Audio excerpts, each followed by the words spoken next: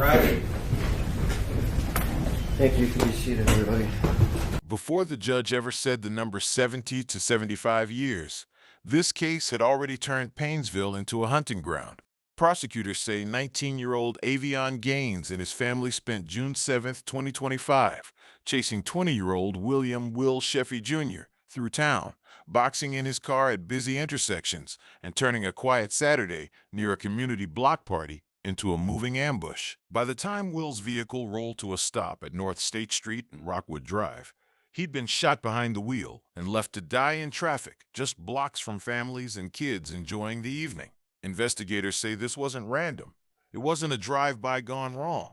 It was targeted, planned, and carried out in front of an entire city. In the months that followed, a Lake County jury found Avion guilty of complicity to aggravated murder, complicity to murder, multiple counts of complicity to felonious assault, and 6 counts of kidnapping, all with firearm specifications, even though he wasn't the one who physically pulled the trigger.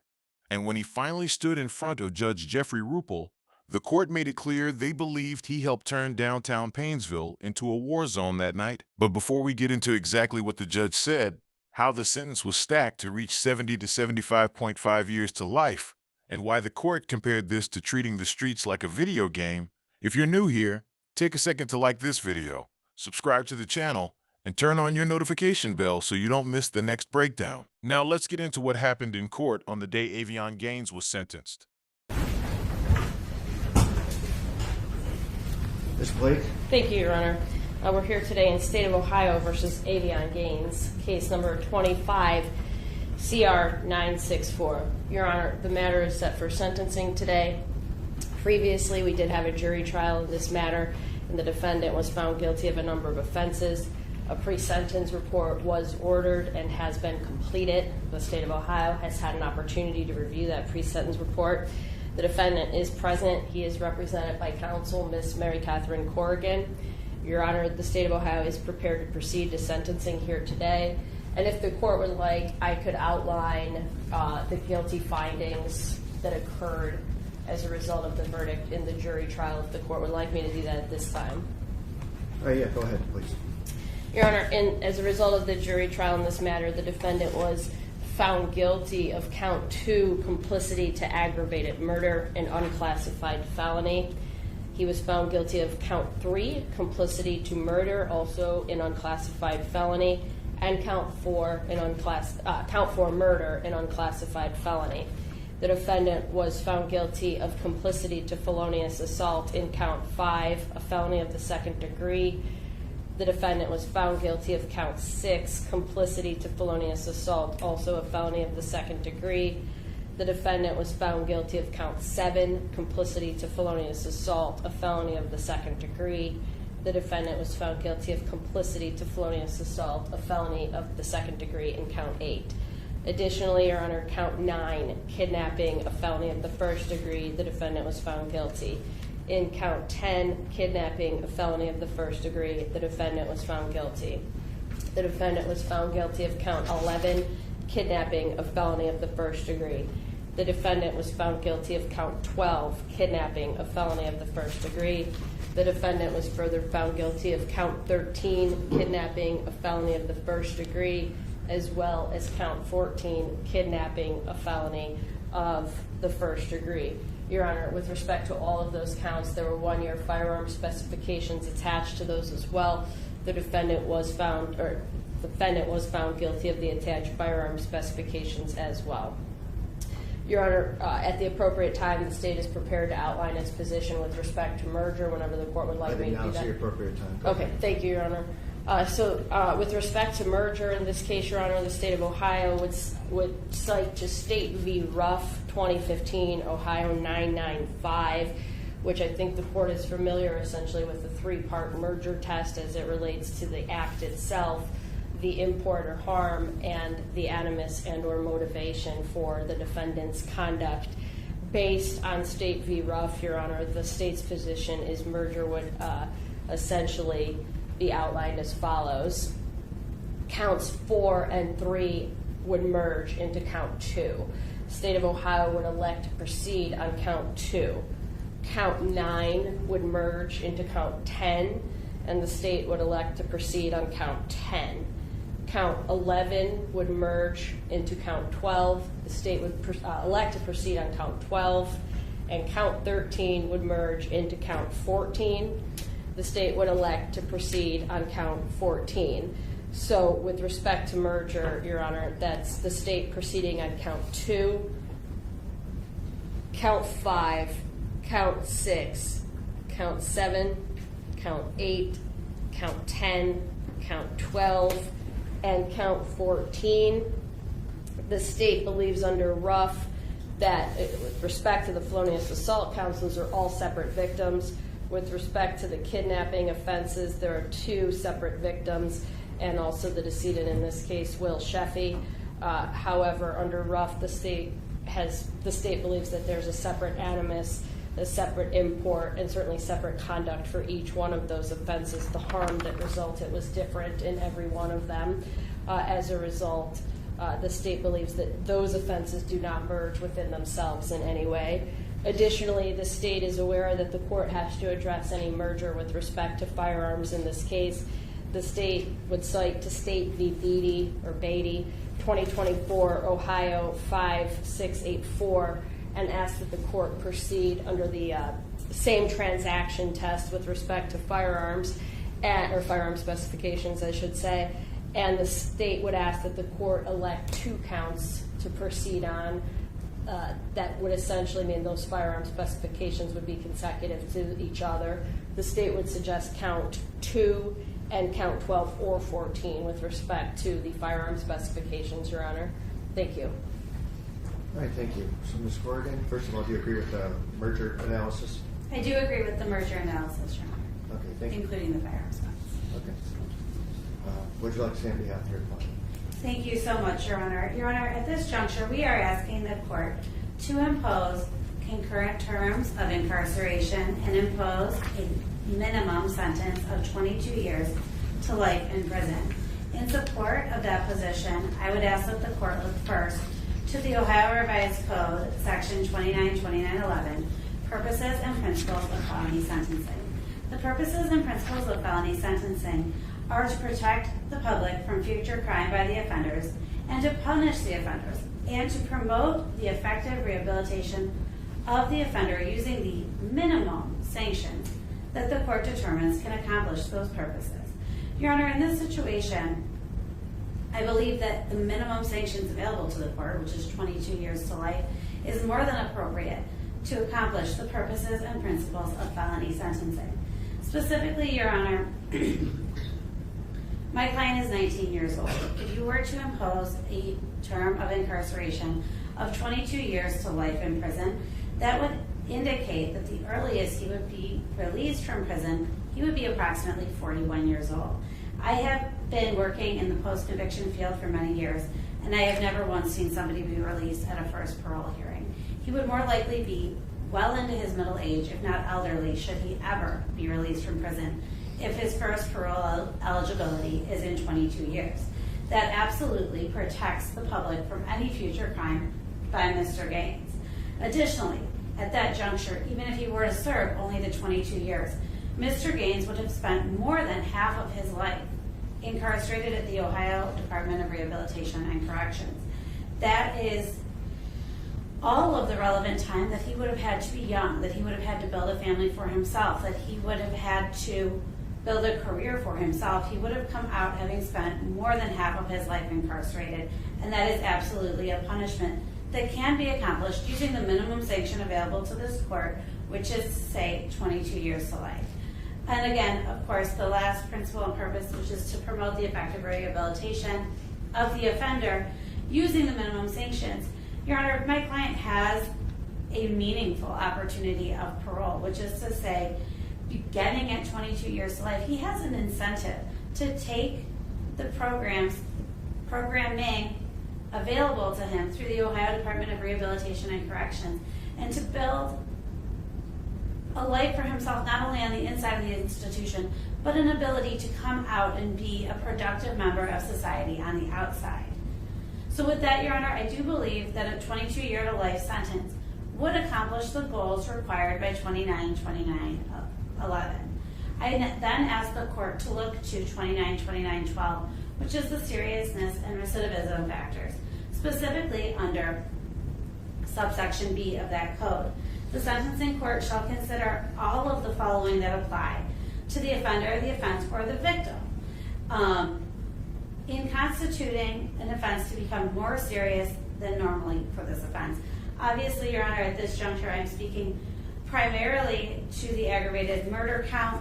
However, I will address the subsequent victims as well. Your Honor, the physical or mental injury suffered by the victim of the offense was exacerbated because of the physical or mental age of the condition or of the victim. In this situation, we were dealing with young people. They were not too young to have been involved in this. They had guns of their own regarding Brent, Will, as well as Jeffrey Lee. And the innocent bystanders that were struck were, again, of normal age. They were not elderly, nor were they children. Therefore, subsection B1 is not met. Obviously, subsection 2 is met as it relates to William Shuffy, and we would not demean the offense by indicating that it is not met in regards to William Shuffy. However, in regards to Brent Adams, Jeffrey Lee, as well as the innocent bystanders, I think with the innocent bystanders, you don't even really get serious physical harm despite having been shot. They were injured with a deadly weapon. However, the one person pulled the projectile out of himself. And Jeffrey Lee's testimony was that he thinks about this, but it did not amount to anything resembling serious psychological issues. He left that scene unharmed and had absolutely no economic harm. And of course, unfortunately, due to intervening circumstances, we did not hear from Brent Adams. So we do know he left the scene without serious physical harm. There's no manner through which economic harm could be argued, and we can't speak to his psychological harm. Therefore, I do not believe that that is met in regards to any of the victims but for William Shuffy. Number 3, the victim died by suicide as a result of the offense, simply put, did not get met in this case. Number 4, the offender held a public office or position of trust. Again, that is not met in this case. This has nothing to do with the work. Nor did R5 or 6, which also relate to an offender's occupation. Those are likewise not met and do not elevate this crime to be more serious. We next look to the offender's relationship with the victim facilitated the offense. Your Honor, this court sat through the entire trial, including my opening statements and my closing statements. While I do believe that the offender's relationship with potentially Ayla Oberstar had something to do with this crime, and potentially Aviante Atterbury's relationship with William Shuffy had something to do with this crime, I don't believe that the evidence demonstrated that my client's relationship with William Shuffy had anything to do with this crime. In fact, on cross-examination, I believe he told Miss Blake, yeah, I thought his song was pretty good. It was one of his better ones. I think that in this situation, these two parties were linked through a number of different people, but their relationship with each other had very little to do with it. Obviously, there was no relationship with the innocent bystanders, nor Jeffrey Lee, who testified that he had never met these people before. And again, I don't believe that there was any testimony at all that he had any sort of a relationship with Brent Adams. And so because of the merger analysis, I do think that how these factors apply to the different victims are relevant in this analysis as well. And I don't think that that factor is met insofar as any of the 5 victims. The offender committed this offense for hire or as part of an organized criminal activity. Absolutely not met in this case. And the offender was motivated by prejudice based on race, ethnic background. Again, that wasn't even alleged. So that was not met in this case. And of course, number 10, the offense is in violation of 29-19-25 or had to do with a household member and parenting, and that is simply, again, not even alleged to have met. So when you look at the seriousness factors, under 29-29-12B, the only one that could even have been possibly met in this case is B2, and I believe that argument is sufficient to establish that B2 was only met in regards to the decedent, William Sheffy. Next, I asked that the court look to 292912C. And I do always argue this, Your Honor. I think that the code is inherently unfair to criminal defendants. There are only 4 ways in which a criminal defendant can minimize their own conduct, and 10 ways in which the state can elevate the conduct. I don't know how relevant that is in this case, given that it is our position that only B2 was only partially met to make this more serious. But in making a case less serious, the court should consider whether the victim induced or facilitated the offense.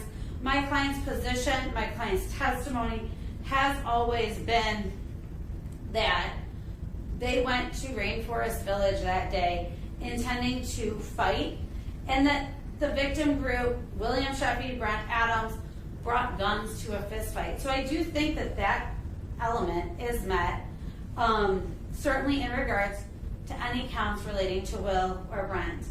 I do not believe that that is met. I would not allege that that is met regarding Jeffrey Lee or the innocent bystanders.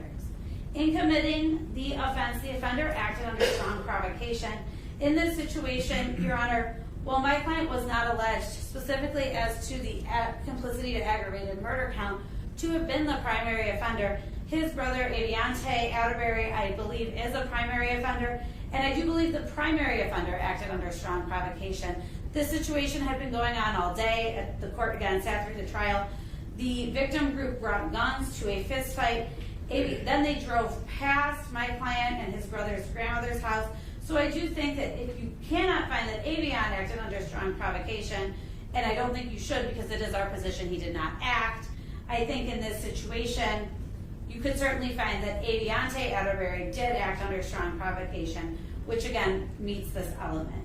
In committing the offense, the offender did not cause or expect to cause physical harm to person or property.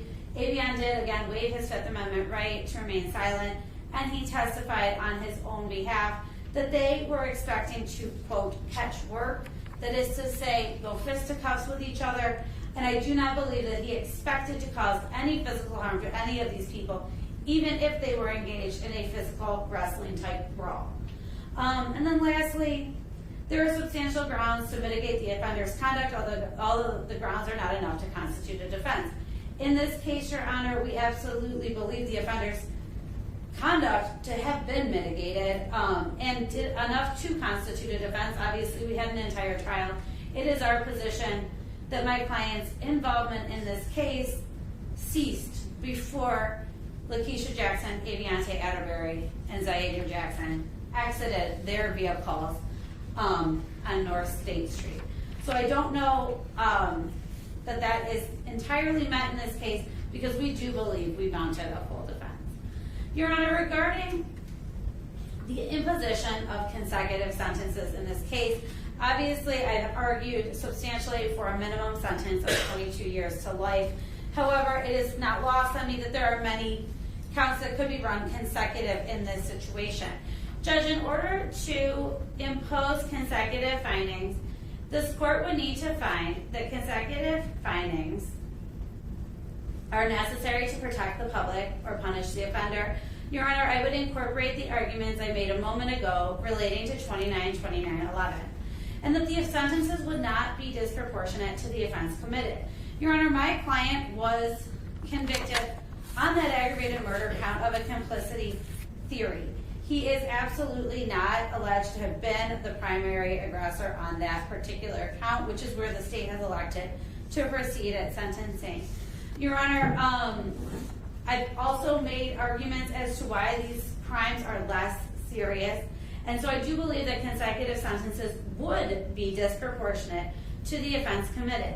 And then when you look to the factors that you must find one of the three in 292914C, which are the offender committed one or more of the offenses while awaiting trial or under sentencing or under sanction or post-release control. Under C4A, I apologize. That one is most clearly not met. The last one, C4C, the offender's history of criminal conduct demonstrates that consecutive sentences are necessary to protect the public from future crime by the offender. My client has no criminal history, no substantial criminal history. In fact, I don't even believe he has a traffic ticket. Certainly, C4C is not met. As such, this court must look then to C4B. At least 2 of the multiple offenses were committed as one or more courses of conduct, and the harm committed by 2 or more of the multiple offenses was so great or so unusual that no single prison term for any of the offenses as part of the course of conduct adequately reflects the seriousness of his conduct.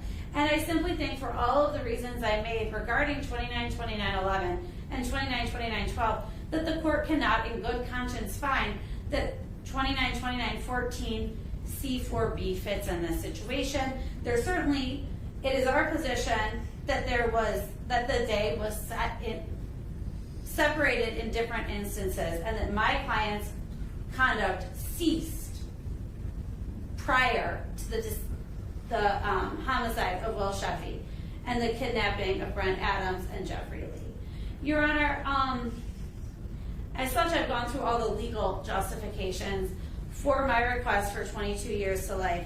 However, at this juncture, I do want to take a second, Judge, and indicate to the court that, as again, you sat through this trial, you saw who Avion was, you saw how hard it was for him to hear some of the testimony and to face the reality. Judge, when we were in jury selection, a juror said to us, and it's something that's stuck with me for the last 3 months, kids don't seem to understand that death is forever. And I think that in the course of this trial, Avion learned a lot about the realities of the position he was in, the realities of Will Sheffy's life, and the life that his family is going to be forced to live without Will moving forward.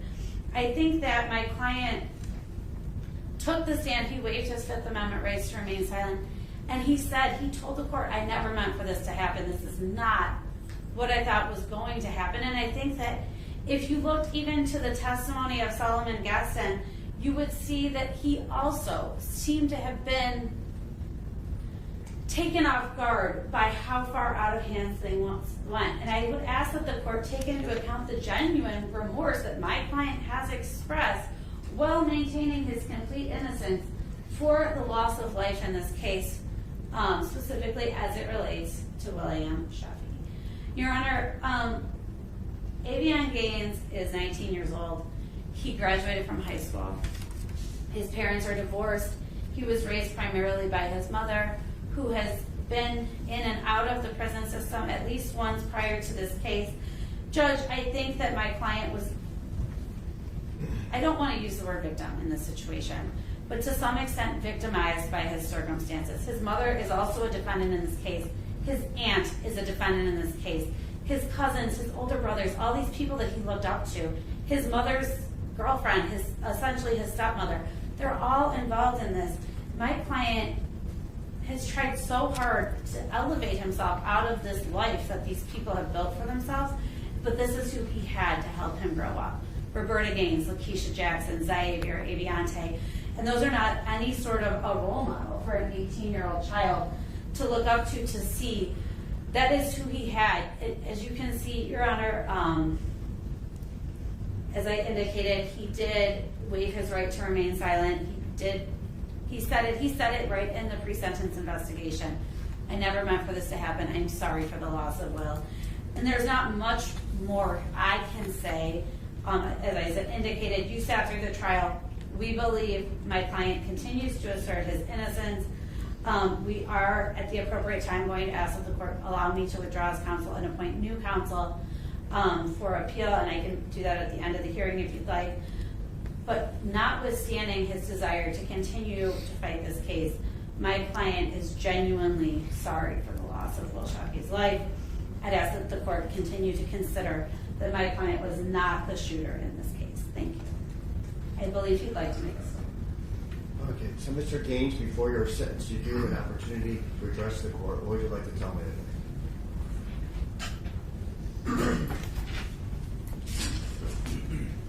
Your Honor, I want to start by saying I'm not very good with words or speaking in front of people, especially under circumstances this serious. This is why I chose to write this letter instead of trying to speak freely. First, I want to acknowledge the life that was lost. A family lost a son, a brother, someone they love deeply.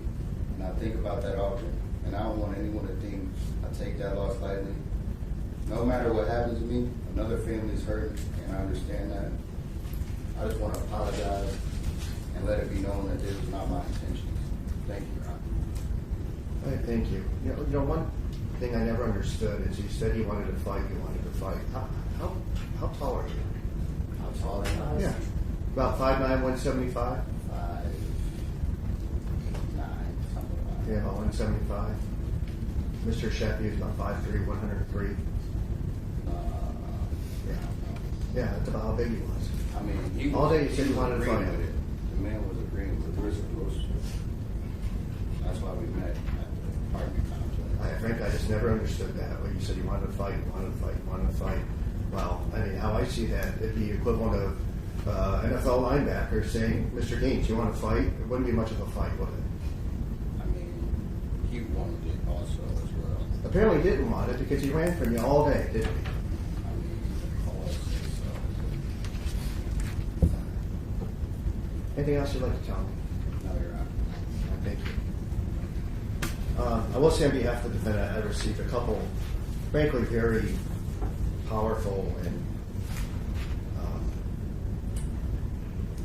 it's really a couple of the best letters I've seen written on behalf of the defendant, if not the best ever, by Ms. Toth and Mr. Johnson. I really appreciate those letters. I did read those, and before I go to the state, I just wanted to acknowledge that. So thank you for submitting those letters on Mr. Gaines' behalf. Anything else from the defense before I go to the state? No, Your Honor, I would just ask to be heard on the appellate issues at the close of the hearing. Okay. Thank you. Ms. White? Thank you, Your Honor. The state is prepared to speak to sentencing here this morning. However, there are members of the victim's family present in the back of the courtroom, and I do know a few of them would like to speak. If the court's inclined to let them speak, the state would defer comment until the victim's family has had an opportunity to speak if the court's inclined to proceed that way. Yeah, I think so. So whoever would like to speak, please stand up, state your name so the court reporter can get that down. And then, okay, so go ahead. Hello, I'm Tiffany Phillips. And please address the court. Oh, okay. If I may say something to Avion. No, please address the court. Please. I forgive Avion because he knows not. God says we should forgive, and I forgive Avion for that. However, he was born into a bloodline of bullies, from the grandmother to his parents. His mother, I should say, not his parents, his mother. They didn't allow his father to be in his life as he should have. Avion tried multiple times to fight Will, not just on this day. He's pulled up to my daughter's house multiple times to fight Will. Will was loved. Will had a loving family. He loved his friends, and he was loved by this community. Will had a very good life. It ended young, but he enjoyed life. He traveled this world. He'd been in salt water. He swam with the sharks, which you will never do, Avion. And Will, that song, I'm just flabbergasted that anybody would let a rap song get to them that bad. But he lived up to it because he deserves no second chances. Thank you, Your Honor. All right, thank you. Anybody else? Your Honor, my name is Melissa McKinley. I'm a bonus aunt to William Sheffy Jr. On June 7, 2025, my family and I was at a wedding having a good time until I got a phone call saying they shot Will. My heart sank to my stomach. I started to have an anxiety attack, telling myself, no, no, no, just breathe. When we arrived to the scene, my husband, son, and I got out of the car, and we knew so many familiar faces. One being William Sheffy's younger sister, who grabbed my son, hugged him, screaming, they killed my brother. At that moment, I just knew. I can still hear his sister's scream from that night. It's one I will never forget. When I close my eyes, I can see Will's car sitting there with the headlights on. That'll be forever stuck with me. Losing Will has changed my family's life. My son was 12 at the time. He loved playing video games with Will, and Will coming over just to talk to him about life. He won't ever get to have that again. We don't get to have any more family dinners with Will or even holidays. There's an emptiness in our home and our hearts that have forever been impacted. Losing someone who truly loves being around family and friends changes you forever.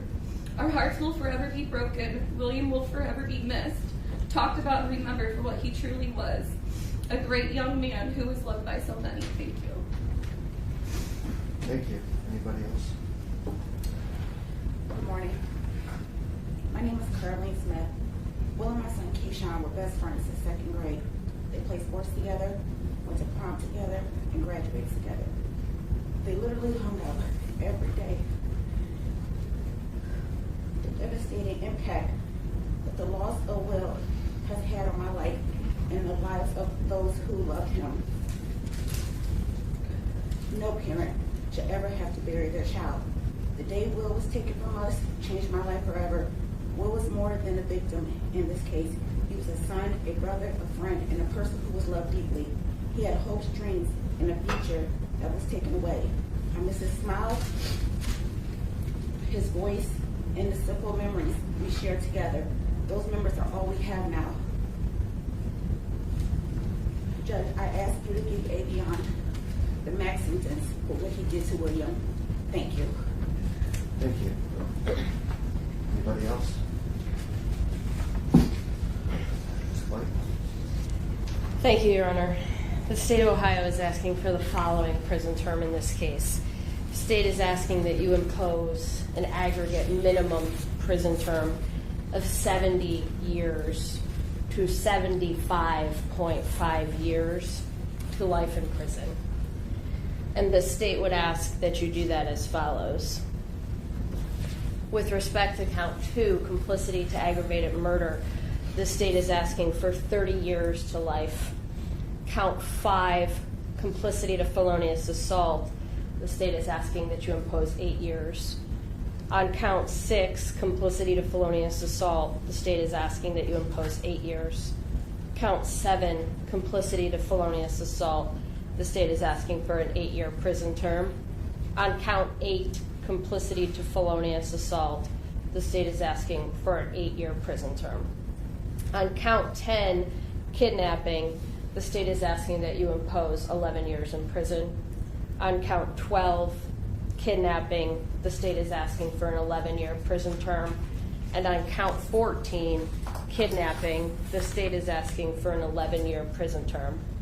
Your Honor, the state requests that the prison terms on counts 2, 7, 8, 12, and 14 all be served consecutively to each other, as well as the firearm specifications on count 2 and another count at the court's election. Again, the state would suggest either count 12 or count 14.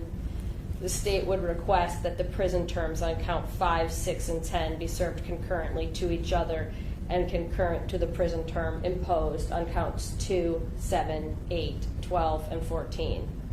Again, Your Honor, that is a prison term. And again, the court does have to elect a most serious qualifying offense under the Reagan-Tokes Act.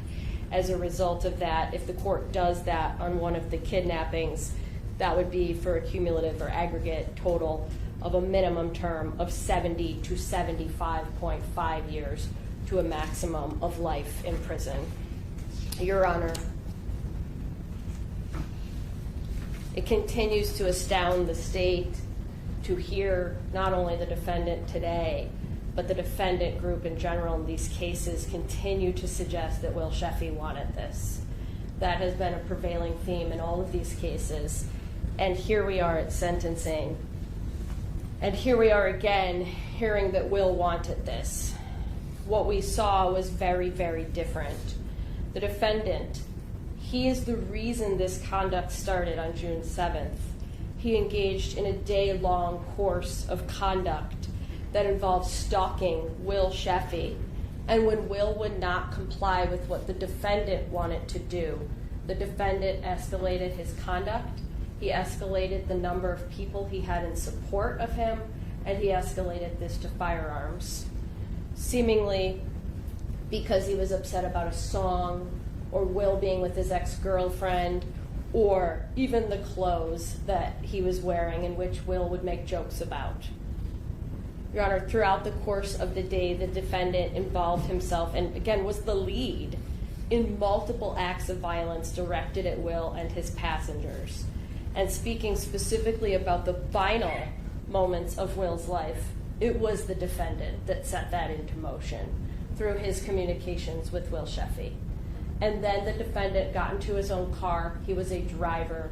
He embarked upon roughly a 1.5 mile pursuit of Will from an opposite direction so that he could corner him with the help of his family.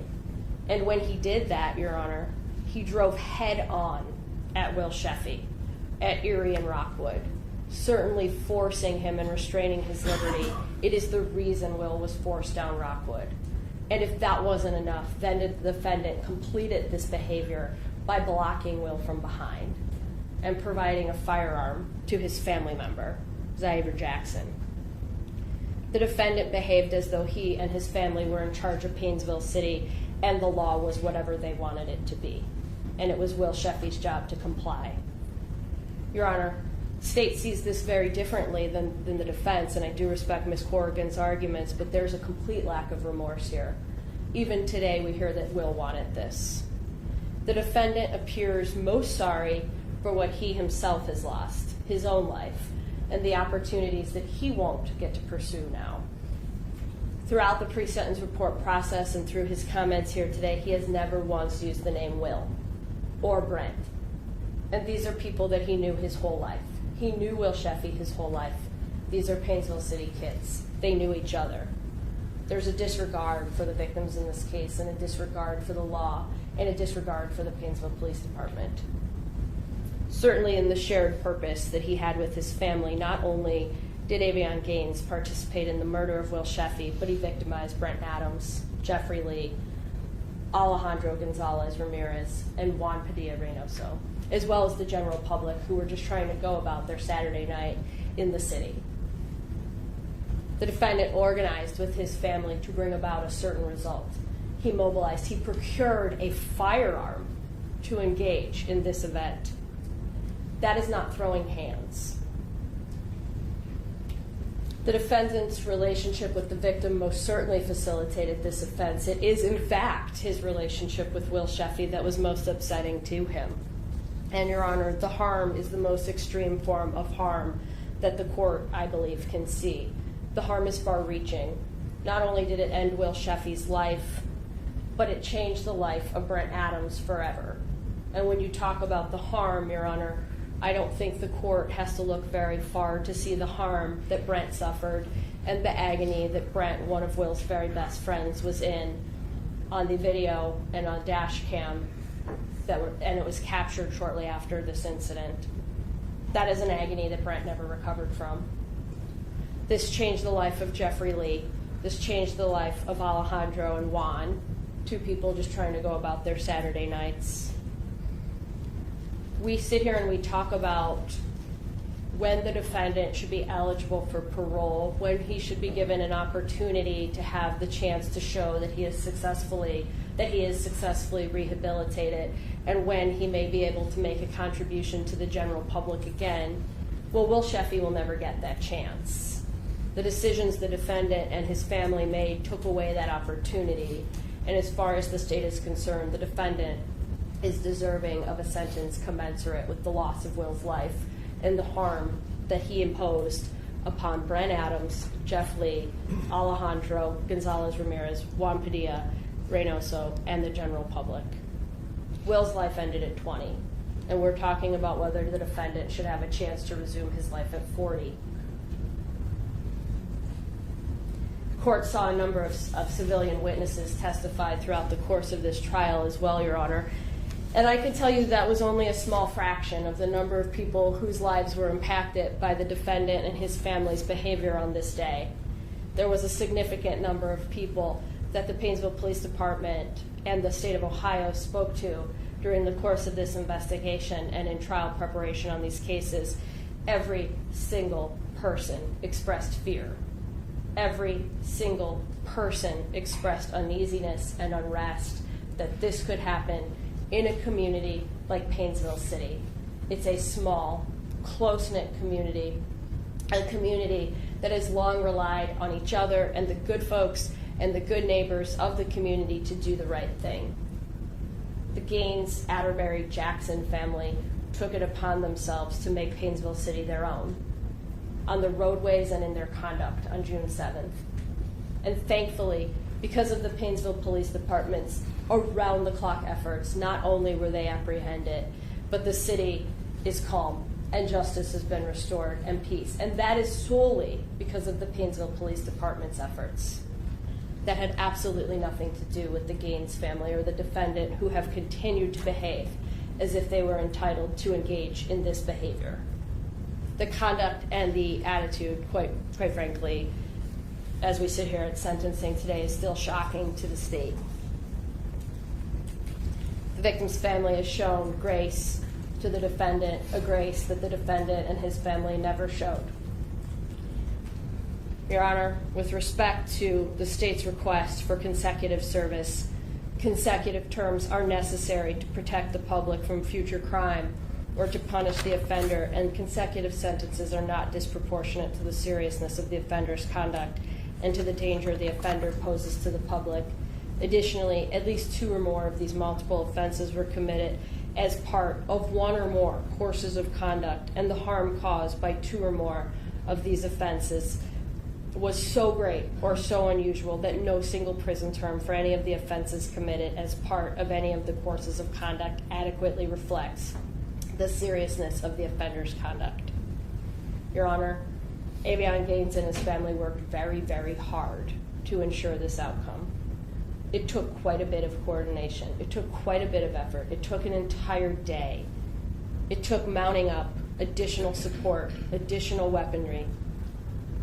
We're asking that you impose a sentence that is commensurate with that effort and the harm that was caused as a result of it. Thank you. All right, thank you.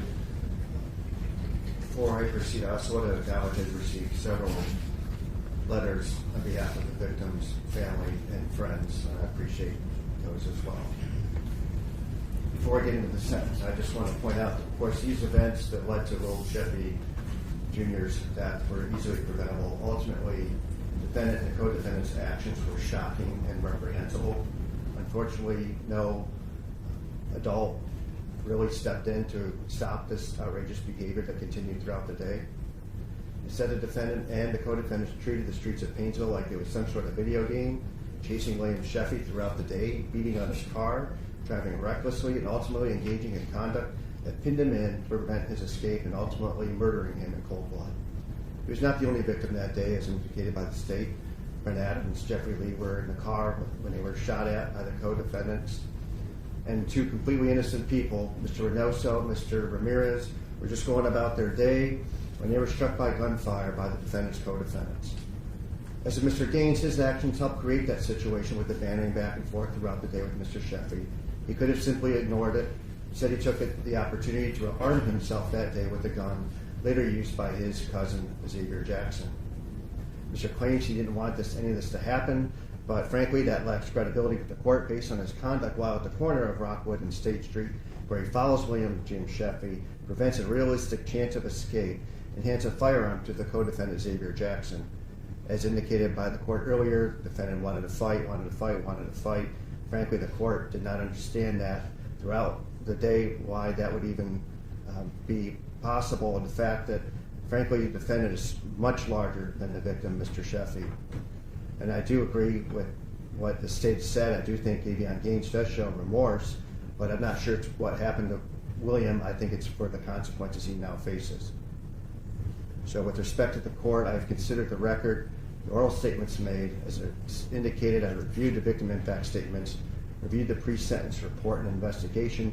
I've considered my conference in chambers with counsel, the statements of the defendant, defendant's counsel, and the prosecutor, and the statements made today in court.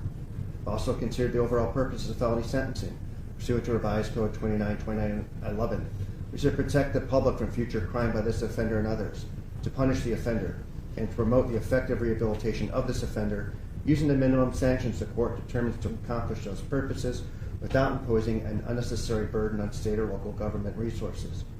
I have considered the need for incapacitation, deterrence, rehabilitation, along with that public burden on governmental resources. I have considered the recommendation made today by the parties.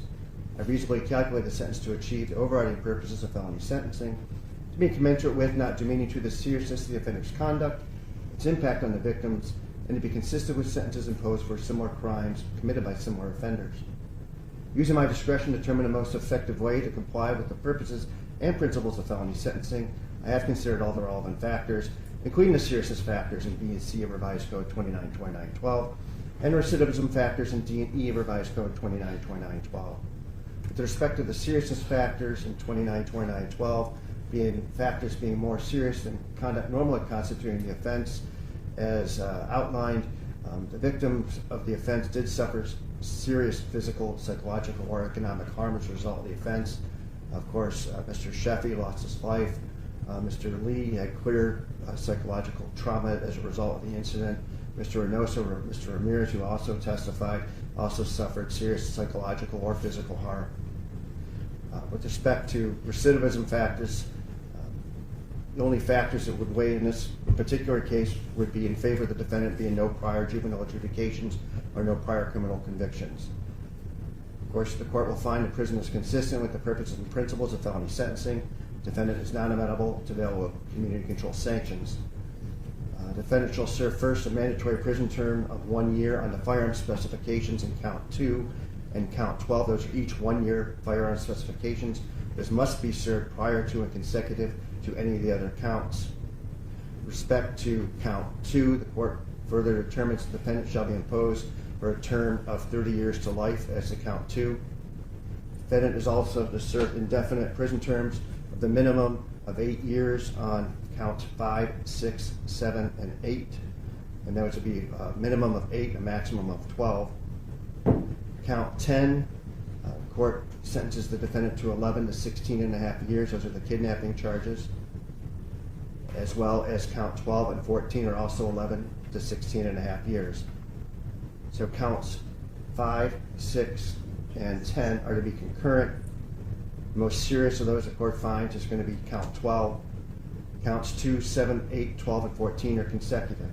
So the total goes as follows. The total is 30 to life on count 2, 8 years on counts 7 and 5, 6, 7, and 8, and 11 to 16 and a half years on count 12 and 14, plus the 2 firearm specifications.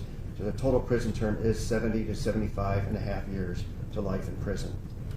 That prison term will be served at the Lorraine Correctional Institution with 356 days of credit for time already served. With respect to being more than the minimum, prison is needed to protect the public from future crime, and the minimum sentence would demean the seriousness of the offender's conduct.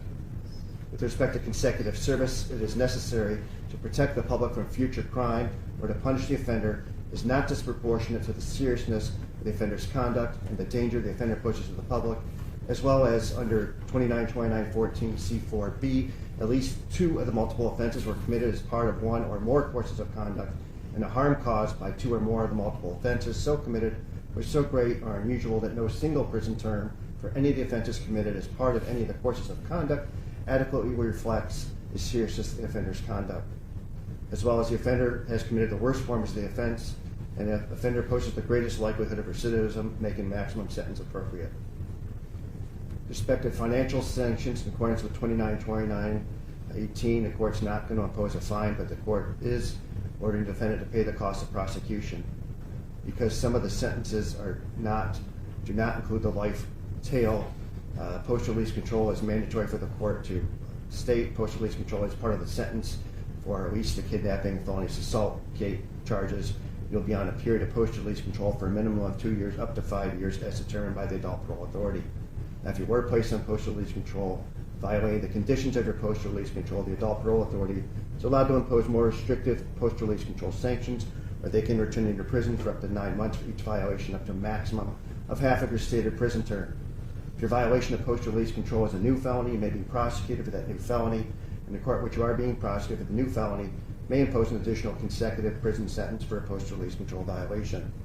Maximum prison term for the post-release control violation shall be the greater of 12 months, or the period of post-release control for the earlier felony, minus any time you've spent under post-release control for that earlier felony. As some of these are also Reagan-Tokes case, Reagan-Tokes charges, I have to give the following advisements. Number one, there's a rebuttable presumption that you shall be released from the service of the sentence at the expiration of their minimum term or presumptive earned early release date, whichever is earlier. Number two, the Department of Corrections is allowed to rebut that presumption. If at a hearing they hold the Department of Rehabilitation and Corrections to make specified determinations regarding your conduct while you're confined, your rehabilitation, your threat to society, your restrictive housing, if any, while confined, and your security classification. If described at these hearings, the Department of Rehabilitation and Corrections makes these specified determinations and rebuts that presumption, they may maintain your incarceration after the expiration of the minimum term or after the presumptive earned early release date for the length of time the Department of Rehabilitation determines to be reasonable. The Department may make specified determinations and maintain the offender's incarceration more than one time. If the offender has not been released prior to the expiration of the offender's maximum prison term imposed as part of the sentence, the offender must be released upon the expiration of that term. I'm now going to read you your appellate rights, Mr. Gaines. Number one, you have the right to appeal this matter within 30 days after filing the court's sentencing entry. Number two, if you're unable to pay for the cost of transcripts, the record, and all relevant documents required for the appeal, those will be provided at no cost to you. Number three, if you're unable to pay for an appeal, you're entitled to have a notice of appeal filed without payment of a filing fee. Anything else from the court from this? I'll start with the defense. I understand you wish to have the court, you wish to withdraw and have the court appoint appellate counsel, is that correct? That is correct, Your Honor. My client is 19 years old. He was just sentenced to 70 to 75 and a half years to life in prison. The Ohio Public Defender Commission does list incarceration at the Ohio Department of Rehabilitation and Corrections as a presumptive indigency. I do understand that I was retained. However, there is case law that indicates that having retained counsel does not preclude you from becoming declared indigent. Your Honor, I do think because of the length of the trial and just the sheer volume of the evidence, he would be best served with me not being his lawyer moving forward. And so I would ask that you declare him indigent, assign counsel, remove me as counsel at this juncture, and allow Mr. Gaines to have transcripts prepared at state's expense. Thank you. Thank you. Anything else from the state? Just a point of clarification, Your Honor, and I apologize if the court said this. My understanding is the court did impose an aggregate minimum of 70 to 75.5 years to a maximum of life in prison. You had indicated the potential indefinite terms on all of the F1s and F2s. I missed it if the court designated a most serious qualifying offense. And the way that I understood the court sentence was that you wanted that indefinite term served just with respect to the most serious qualifying offense of the Reagan-Tokes counts. Yeah, I think I said count 12. Count 12, okay. Designated as the most serious of the Reagan-Tokes offenses. Thank you, Your Honor. Sorry if I missed that. Thank you. With respect to Ms. Morgan, I'll get an order out to your motion to withdraw. Okay? Thank you, Your Honor. Anything else for the court at this time? No? Nothing from the state, Your Honor. All right, we're adjourned. All right.